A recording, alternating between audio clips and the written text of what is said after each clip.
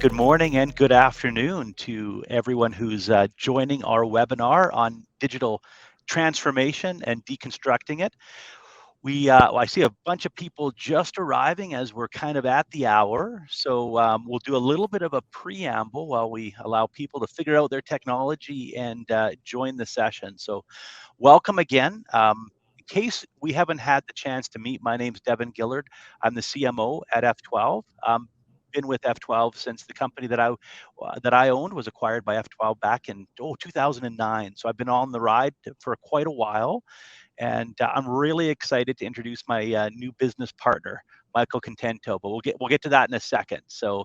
All right, excellent. Michael, I'm pretty excited for this conversation. We've got a lot to talk about, and we're going to try to fit our content in 30 minutes, but both Michael and I like to talk a lot. So I'm going to do my level best to move us along and make sure that there's room for any questions, comments, observations you may have.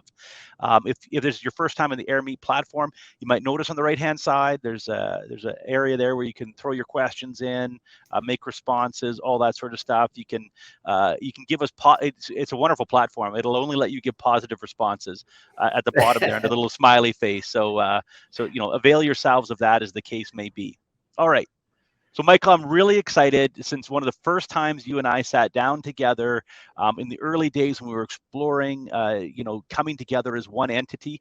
For those of you who may not know, Michael Contento is the founder and CEO of My Blue Umbrella, an organization that recently joined the F12 family. So, anyway, we'll get into your bio in just a second, but you and I connected right away on this whole idea of deconstructing digital transformation and the general view that our industry is full of buzzwords that have quasi meanings or inflated baloney terminologies, but actually there's a grain of solid truth in it. And that's what this webinar is to get to, is to take out the hype and the mumbo jumbo and the marketing terminology. So I'll do a lot of shutting up and you'll do a lot of talking, in other words, to get into what does this digital transformation mean? What does it mean really? And how can our audience take back actionable items that they can apply in their business? So if we accomplish that, that's great. Again, encourage everybody to have questions and give answers. So my favorite slide comes up next because, this is the agenda rather. All right. That's not my favorite slide. So we're going to talk about what digital transformation is. We're going to talk about some case studies where Michael's been actually involved in helping organizations make changes to their operations through digital transformation. And then we're going to have some time for questions and answers, so long as I talk quick and we move along in our agenda. All right, fantastic. So now I'll get to my favorite slide, which is where I get to talk about somebody else. So who's Michael Contento? Well, as I mentioned, he founded and was the CEO of My Blue Umbrella, a 30-person IT services company. What's really exciting for us at F12 is one of the things we've been hard at F12 is security and infrastructure and modernization. And we've talked less, quite frankly, about business core transformation and automation and workflows and all of that sort of the business. And when My Blue Umbrella joined us, I mean, this is your world, Michael. This is where your eyes light up when we have this conversation. But you've also founded a chain of pharmacies across the greater GTA, or the GTA rather. You're even in real estate, and I know you're the author of this lovely book. Here's a little plug for it called. And you wrote this. I think this was published during the pandemic, if I'm not mistaken. During the pandemic, yeah. It's called The Bottom Line: What You Need for Success in Business, Leadership, and Life. And you're involved with Big Brothers Big Sisters and have been, as well as another charity that you founded called Do Amazing Things. So hopefully that's enough for everybody to give you their credentials and for it to be worth everyone's time to hear from you. What am I missing out about your story, Michael? Well, first of all, I want to say I'm super excited as well, Devon. I'm excited to be here. I'm excited to be part of the new F12 family. I think our synergies really make a lot of sense. And we're so excited what we're going to be bringing to both set of clients, historically the F12 clients and the MBU clients. I would say, to start off is what I'm trying to bring based on my past experiences is different layers of business knowledge. And ultimately what I learned in my history is that at the end of the day, it's all about simplifying certain tasks we do within a business. So four core words that I love living by, and then it's what I really drive myself to do is, if we can deliver simplicity, we definitely can start driving growth. So everything I look at, especially when it comes to transformation, automation, is how do we simplify something to really drive some growth? And ultimately, that's what we did with My Blue Umbrella and our clients, and hopefully we get to do that with our net new set of clients at F12. Well, hopefully, you know what, and we've got a number of clients that have joined us, and I see some are continuing to join us. So welcome. Whenever you have the opportunity, I believe we will be publishing this, unless I make a complete mess of it. We'll publish this and send out a link afterward in case you miss any of the dialogue. Fantastic, Michael. So I just want to start with a simple question. And we're going to have a slide to give a bit of an answer, but I want you to give us the real answer. What is digital transformation? And I've read explanations of it where I left afterward no further ahead on my knowledge than afterward. So how would you describe digital transformation? Yeah, you said it so perfect earlier. These big words. And I think one thing we do really, really great in our industry, you talk about the IT industry, we love taking words, keywords, and we make them so big, whether it was the cloud and marketplace and digital transformation. And one of the challenges that when we make these words so big is when we go and talk to our clients about these certain aspects of IT, they get confused. Well, does it really reflect our organization? Do we really need it? Is that something we need to grow? So our goal here, especially with digital transformations, how do we simplify it? Again, how do we make it simple to better understand? And essentially, what digital transformation is, the way I like explaining it is I break down the words. There's digital and there's the transformation part. And the digital part is really, how do we embrace technology? How do we take an organization and continuously look how we embrace technology within our organization? The transformation part is how do we start working smart and not hard? How do we use this technology this digital process and start building better processes and workflows to achieve greater success, essentially? Where we love starting is automation. Business automation is how do we take certain automations and help simplify a lot of tasks within our organization? Because ultimately, where digital transformation really gains a lot of success is our most valuable commodity is time. And if we can maximize on the time that we have within our organization, it's definitely going to help us achieve greater outcomes. The one example I love using is I have two 7-year-old twin boys, my two 7-year-old twin boys. And every now and then I take them to McDonald's, whether that's right or wrong, I take them to McDonald's. And we walk into McDonald's and you have these beautiful big digital displays, and they're showing this great Big Mac and fresh French fries and the sundae and all these great pricing strategies. And a lot of people automatically think, wow, look, this is digital transformation. Well, it's not necessarily directly digital transformation. It's simply a digital display. What's the transformation portion of it is that those displays amongst 3,000 locations across Canada are controlled by a click of a button. So there's someone somewhere at head office that wants to put up a new promotion or wants to send out a new image. Through a click of a button, they are controlling, thousands of displays across Canada instantly. And if you look at how they use technology, a digital process to enhance an experience, that is digital transformation. That is working smart and not hard. That's essentially what we're trying to achieve when we're explaining digital transformation, is how do we better a process? So you reminded me of my own McDonald's observation. I don't know if this is tied together, but after the displays come out, a friend of mine showed me, it might be a surprise to all of you that I occasionally go to McDonald's, that you can add, this is even worse, that you can add extra special sauce to the Big Mac. And it was like, Wow. And then, after they had the displays out for a couple of years, they announced we're relaunching the Big Mac now with more special sauce. They would probably have had all this intel about what the marketplace wanted and were able to customize their product accordingly. So, I think, though, the risk, Michael, and you might agree, is when we talk about digital transformation, we often use examples like Microsoft or Uber or Apple, and it's not easily translatable to the businesses we serve, which by and large tend to be between 300 and 500 employees. They're not multinational, 100,000 people, and it can seem like, although those illustrations are instructive, how does that translate into making a meaningful impact on our business? So, so we're going to step back. That's why I'm excited to actually have a look at some of the case studies where there's organizations that you've assisted. Before then, though, I know you wanted to dive into a little bit about taking it one step further in how digital transformation can have an impact on a business. So I'll bring up the slide you put together. Do you mind walking us through what you mean here?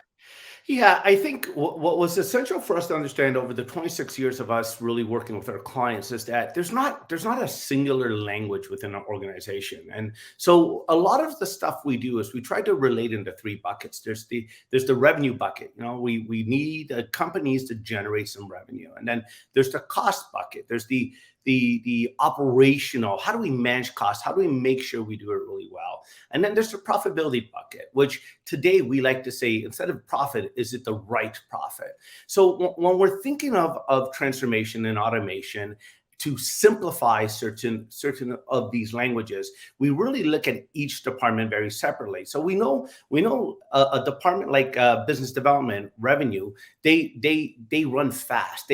How do we automate certain tasks to help them, to set them up to be successful at achieving greater revenue, greater outcomes? The different language is managing costs. This department understands we need automations to be a bit more accurate, to analyze data. Did we do it right? Did we achieve it right? We know we're trying to generate revenue, but are we following the right processes? So when we're building a transformational automation to help each department, we first really had to understand the language, the outcomes, what they're trying to achieve. So this diagram is almost like a very high level pictorial of what we look for or how we start designing the possible transformation within each department. The last one is really the profit. And what I love, especially with my Blue Umbrella and some of my experience, is I always used to think that the bottom line, a black number, yes, I'm succeeding. But what I really learned over time as an entrepreneur is that it's not just about the black line. It's about the right profit. Am I analyzing the profit properly? Where am I making the mistakes? And the more I put in automations and systems to better us, to better understand the data, the black started to grow and grow and grow because it used to tell me where the mistakes were, essentially, for me to fix. So this diagram, Devon, is something we use to harness sort of information and start designing certain automations. And Michael, you might agree. It's been my experience that quite frequently in the small and mid-sized enterprise, it often starts at the bottom. Maybe that's just where I've entered the conversation before, where there's an executive team that would like better real-time dashboarding or reporting of whatever their profit X is. All right, so they need that. And now what are the processes that have to happen? What are the technologies that need to happen in order to arrive at that? Okay, now and then this is where we come in. Where's been the infrastructure to support the processes and applications that ultimately drive the dashboarding? So you start at the top, but sometimes it's a lot harder to get to that profit X than you think at first, because the rest of the organization's processes aren't amenable, and their data tracking and et cetera isn't amenable to it, and it becomes a whole organizational exercise. Is that been a bit of your experience as well? Absolutely, absolutely. And again, my personal experience, that's exactly what happened. And to a certain degree, and it's not necessarily maturity of a person, but it's maturity of an organization is the process that they went through. So in our maturity as an organization is that, we actually, what we did, Devon, we always looked at the top and the bottom, but never the middle. Fair. It was the middle that caused the most difference. When we start to analyze the middle, the top grew dramatically, and the bottom grew dramatically, and the top got refined to be more specific. So essentially, through our data automations, we really start to learn our organization in a granular aspect that we never learned before, which was quite amazing for us. You know, when you talk about that middle one, it's really interesting when you start to do digital transformation and get more data that you find your constraint. It's a book, I think it was written in the 80s, called The Goal, which was all about the theories of constraint. And let's say we have a revenue problem, and we might look at that as a sales issue, and it may in fact be, or it may be that there's a constraint in delivery or in That's process or right. fulfillment or something along those lines that isn't evident to us. Because, raise your digital hand if now or in the past greater than half your company was run on Excel spreadsheets that were manually updated and then maybe linked, and then and yeah. So I see some smileys and some thumbs, so we all know that it's hard to make real determinations of what's going on when our organization is a series of independent files that are manually updated that may or may not actually roll up. So, And yeah. Sorry, go ahead, Michael. Devin, you touched such an incredible point. When we talk about digital transformation, it's not always just the big organizations. We talk about Excel spreadsheets. The amount of information through automation that you can drive through Excel spreadsheets is incredible. It's just a lot of SMB organizations, a lot of companies don't understand that through certain automations, through certain, whether it's Power Apps or something we can build for them, we can harness all the data within their Excel spreadsheets without going directly to an ERP system or without jumping into a full CRM system. We can harness that data that they have in the Excel spreadsheets by building certain automations and give them that sort of metrics they need to start driving the organization in a more refined way. So I wished earlier in my career that I learned that I can harness Excel spreadsheets just in a better format. Well, So in fairness, really, some of those tools some of those tools that are available now and actually pretty easy to consume and set up weren't available 5-6 years ago, at least not unless you yeah. had gobs of money in order to go to something else. So, okay, fantastic. I think now we're going to get into our next topic here as we move toward our case studies, which are coming up soon. I think everybody wants to hear some good examples. But we So were just talking a little bit about business automation and processes and getting away from spreadsheets. So take us through a little bit of this talk track, Michael. So I love starting with this because a lot of clients will say, well, again, the big word, digital transformation. Well, we just don't know. We don't get it. How do we start? We don't have that kind of budgeting. And what I like to do is just start with business automation. Just start with certain flows. Like, how do we simplify our employment hours? How do we simplify our teams to do things smarter, the acronym SMARTER, and not harder? And if we can start with that, you will see yourself the digital transformation start really coming to life within your organization. And this can be very basic manual or paper-based processes, anything very high volume, time-sensitive information, gathering information from clients. So we don't always have to look at this big digital transformation word. There's a lot of very basic automations we can start with to get an adoption to your organization into the digital world. So in most of the business case we're going to talk about today, it's really this very basic way of introducing a digital format to streamline certain processes. So I love that, because that last sentence, I think, really clarifies it. You can get into digital transformation without having to rip up your entire playbook that's been successful till now of, terrifyingly deleting all your Excel spreadsheets. We're not talking about that. We're talking about taking something that's impactful and digitizing it and automating it and wrapping a workflow around it and then moving from there. So progressive. I think, the word is transformational, I think of. Because I think we all want that event, the Biggest Loser event. But you can start by just not getting extra sauce on your Big Mac, right? I mean, there's a way That's to get great. here.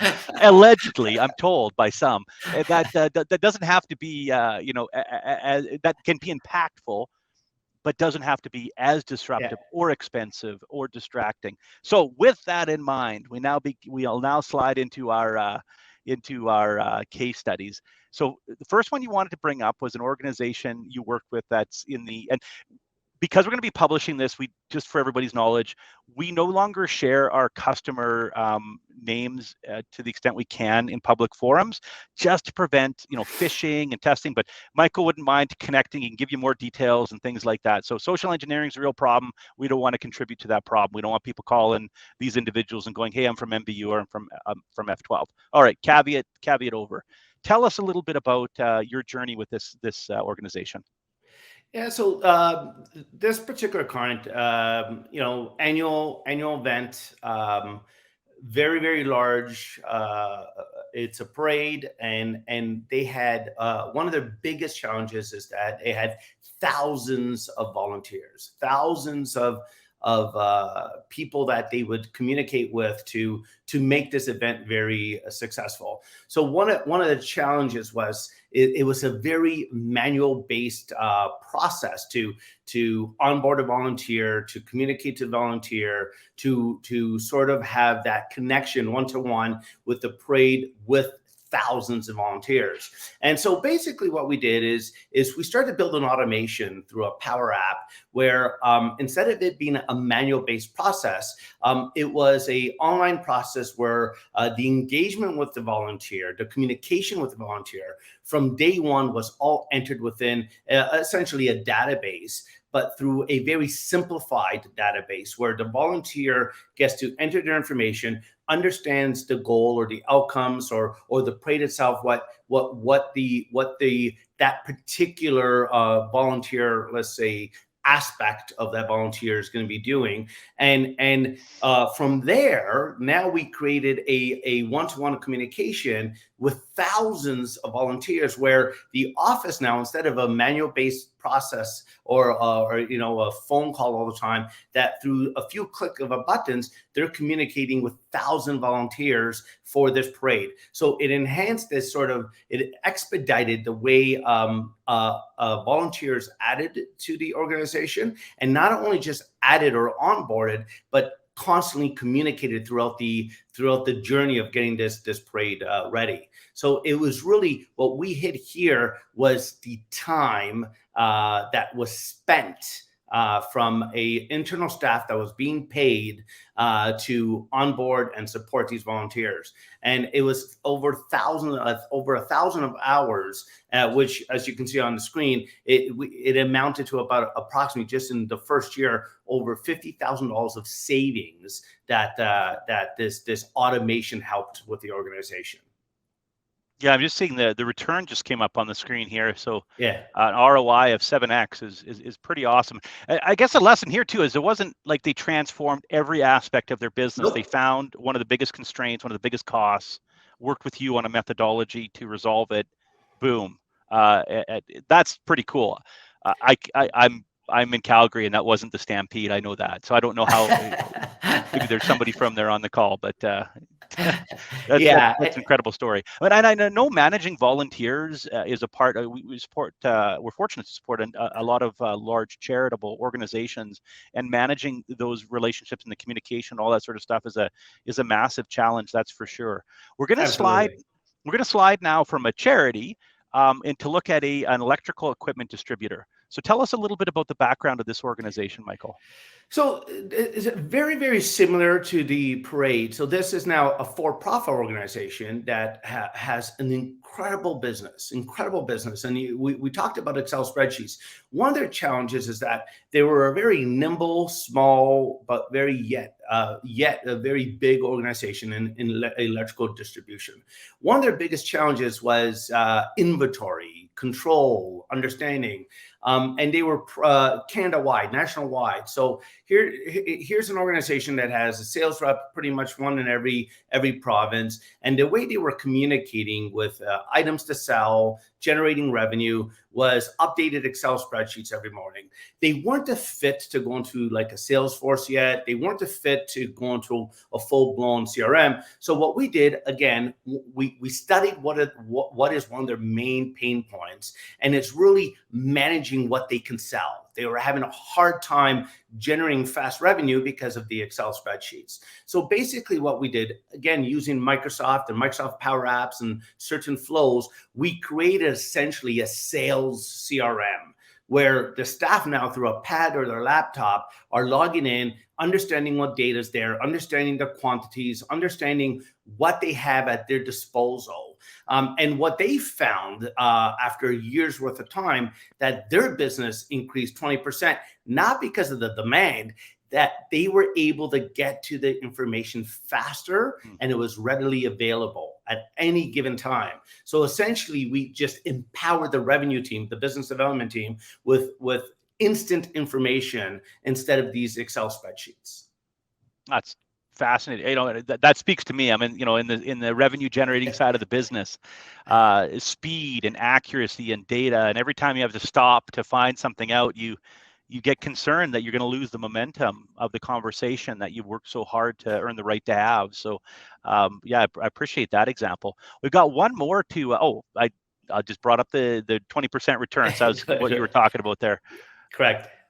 We got one more that's kind of I'm going to call this the fun one. So tell us about the amusement park concession digital transformation that you've helped conceive. Yeah, we this particular client was, and you hit it perfectly on the head there, Devon. This was fun. I had a lot of fun doing this.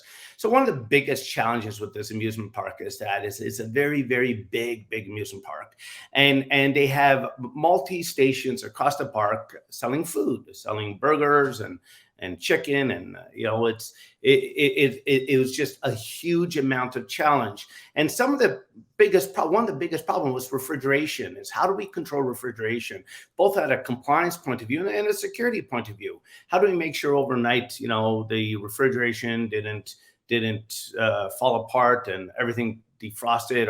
So it was really a compliance and security perspective where food spoilage and we don't end up cooking something we shouldn't be cooking. So what we worked on is putting some IoT devices in each refrigeration that were Wi-Fi enabled. What was great about this in two aspects is, one is that security. We see a live heartbeat in all of our refrigeration. The second one, in a compliance point of view, they had to go to every refrigeration on the hour, every hour, to record certain measurements of the refrigeration. What we did through an IoT device and automation, we basically built metrics, a metric system where they're getting live feeds on temperature gauges. So what was really, really great about this is that it didn't just empower the leadership team to do more, it empowered even the workers. They were excited about it. They really embraced the technology, that they had the data to be to not worry as much with the park. The ROI on this, it worked out. Each project ended up working out that they were saving close to $75,000, and this doesn't include all the hours spent in the labor. So this was a rough ROI. This was just on spoilage and on issues like that, not on time savings. Oh, okay. This is fascinating. So that's a pretty significant, very, very impactful, just from automating something that was hitherto manual.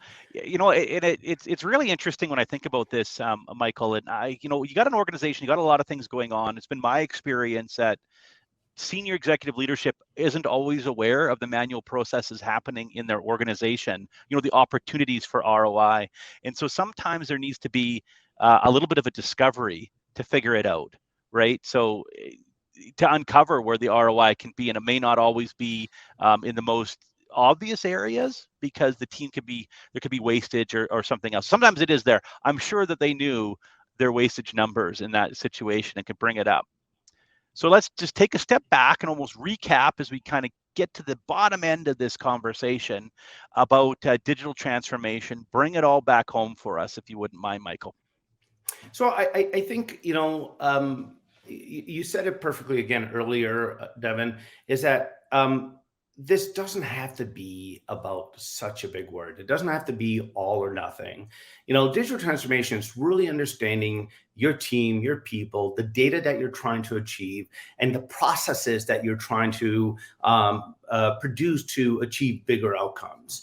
Really, at the end of the day, what we like going with, typically in IT, and what we're used to in our past, we used to speak to the IT people and understand their infrastructure, where their pain points, and the technical perspective. Today, what we're interested is an operational perspective. Where are your challenges? Where are most hours spent on something that we can streamline and achieve greater outcomes? So digital transformation really, what I really love saying to our clients is that it's really based on three pillars. It's your people. How do we support your people? How do we empower your team to do more? How do we empower them to work smarter, not harder? The second pillar is data. How do we get more data? The more data we can get, the better we can analyze for the right profit. And essentially, it's the processes. How can we build processes, again, to empower our people to do more? Without those digitized processes, how do we digitally support our staff to achieve greater success? So digital transformation is more about an operational excellence more than just technology. It's not just about getting a new network or getting a new firewall. It's about operationally, how do we achieve more? Fantastic. Well, I think that's an excellent summary. I want to leave the team with a little bit about kind of the offer here, if this is interesting to you. So if this is your first time meeting Michael, you can see why we love him. He's got energy, passion, experience in building businesses. If you're an existing customer at F12 and you want to have a different kind of a conversation, go ahead and email either your account manager or Michael there. You can see his email on there, and we'll set up a consultation, see how we can explore ways to do it better. If you're not an F12 customer, definitely email us and let's explore whether we can help you with some challenges that you're having. I also wanted to give a shout out to our partners. So one of the things that we believe strongly at F12 is there are areas where we can have an impact on the operations, on the security, on the employee satisfaction, all sorts of things like that. But then this is a big task to help organizations advance forward, and we're really proud to partner with other organizations that specialize in application development or CRM or ERP if that's where this needs to go, or Power Automate where the skills might go beyond what our team has, etc. And you can count that we'll point you to partners that we trust that can continue to move the ball forward. So we just want to be part of the conversation to help to be your trusted advisor to help you navigate that space, and also to share some of our learnings when folks have done it maybe in an ill-advised manner and wasted cycles and dollars and on digital transformation that ultimately didn't get them anywhere. Like the rush to the cloud, which is a whole other topic. Sometimes good, sometimes not. Anyway, I distracted us there. So that is the invitation to reach out to Michael with any of your questions. But we do have a few minutes left in our agenda today. So if any of you have some questions that you want to put to Michael, we are open for them. You'll find a little spot in the right-hand corner where you could enter some questions and go ahead and submit them.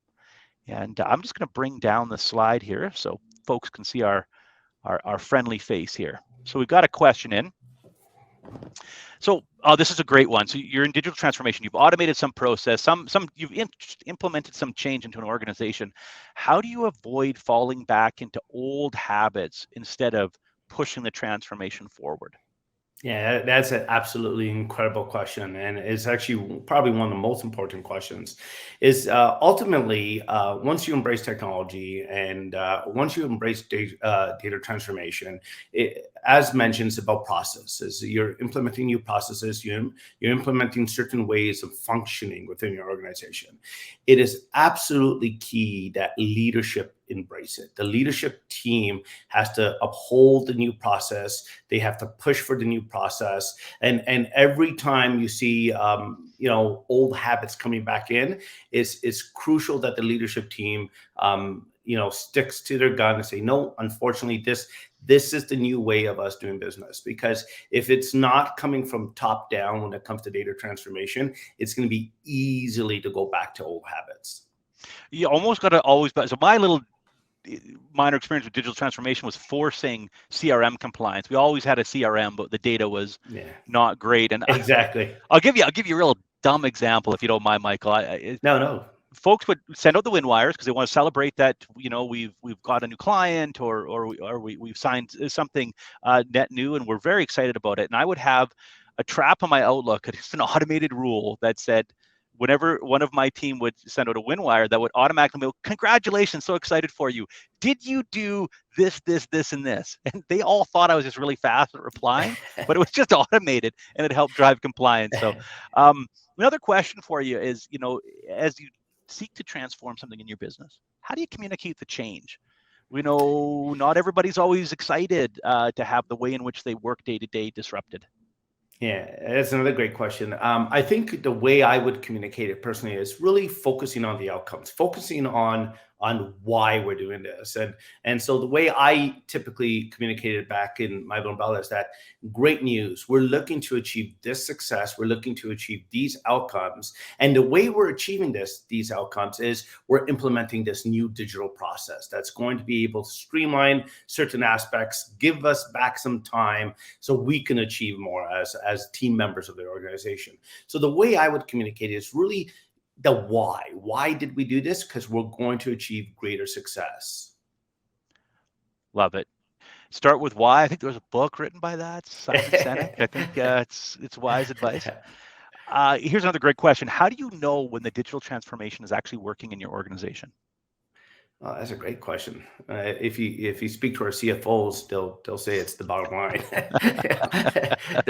they'll say, but ultimately that is the case. It's really the purpose of digital transformation is how do we either achieve greater revenue? Are we gaining more revenue? How do we manage costs? Are we managing costs better? Are we decreasing our costs? Is the operational going smoother? And the last, as I said earlier, is the profit. And the way I like saying it, is it the right profit? Can we really understand the data to understand the right profit? So digital transformation is really hitting one of those three layers, if not all. And that's really how you're going to know if it's really working or not. So it occurs to me then that it's really important to start with defined deliverables, a 100%. Measurable outcome, what you expect, and then be able to do it and not make it a just because initiative. Oh, we're digitizing this manual process because everybody's complaining about it. Let's get down to actual brass tacks. You have to add targets. Without any targets, without any goals, it's going to be impossible to measure. Yeah, I'm sure every business leader gets that. We've got another question here. Sometimes the C-suite might not be sure of where or what processes require automation or digital transformation. How do you discover these problematic processes? Well, I love that question, because something we do at F12, and full transparency, F12 does this so well, better than us at My Umbrella, pre-My Umbrella, is our IT health check. It is an incredible, really foundational review of the organization. And essentially, this IT health check is not just about your organization's infrastructure. It's not just about your technology, but it's interviewing all the key stakeholders within the organization. And what are their pain points? What do they see different? Where do they see growth, or how do they see growth?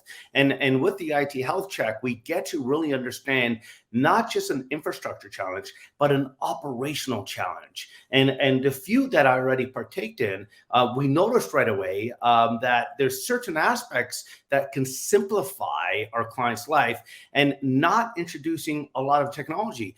In one case, they already own the technology. So the cost of entry is pretty much zero, because they already own the technology. We just didn't understand the stakeholders' pain points. They never knew about communicating that aspect to us. So an IT health check is probably one of the ways I would say to help the C-suite understand some of the ways they can adopt into data transformation. I guess one of the advantages that you have when you support a few hundred businesses, like we're really fortunate to do, and I use businesses broadly, organizations, not-for-profits, etc., is you've got a perspective about what's working and what's not that you can bring when you sit down and have a conversation, because you've seen the same story written slightly differently. And so that's what we encourage people to reach out. And for those who've stuck this long in the conversation, I have an Easter egg for you. If you're not aware, the federal government's handing out money, and they're handing out some more now. I think it's called CDAP, but it's a digital transformation fund well, they'll pay for the discovery, the consultation. They'll help provide $10,000 or $15,000. I don't know the exact amount. Reach out to Michael. We'll get that. So they'll actually help fund an investigation and a consultation on how to make a meaningful impact in your business. So, hey, if the feds are handing out money, we might as well receive it, and help make a difference in our business. I have another. Here's a good question. It's a great topic, Michael. It sounds like digital transformation can make business processes more intelligent. Does F12 currently have an offering that will help automate business functions?